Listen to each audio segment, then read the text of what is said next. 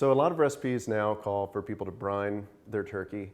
What's the best way to do that safely? The best way to do that is to make sure that you're not doing it in a way where you're gonna spread whatever's on the outside of that turkey all throughout your kitchen. Brining's great from a taste standpoint, allows us to add some salts in there, which can also soften the meat up, make it a little more tender. But remember that anything's on the outside, as soon as I put water in it, it's gonna sort of move into that water, and now I can splash it all over the place. So how I've brined in the past is I get a really big bag, and you can buy bags at grocery stores that are big enough for turkey brining. I put my turkey in there.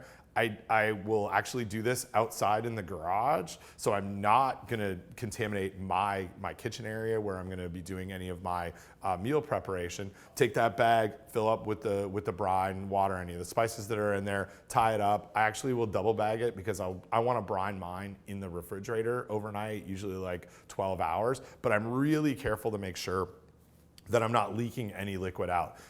Is it safe to brine in a large bucket, which is what I see a lot of? And how do you keep the temperature in the right range if you're going to be brining in that situation? Such a great question. Same kind of thing. I would make sure that that bucket is meant for food. What I really worry about on temperature on that is that as it's sitting there, I'm going to try and brine it for 10 or 12 hours, that it's going to start getting to ambient temperature, and then I get some growth of the nasty bugs that we're worried about. I would brine it in ice.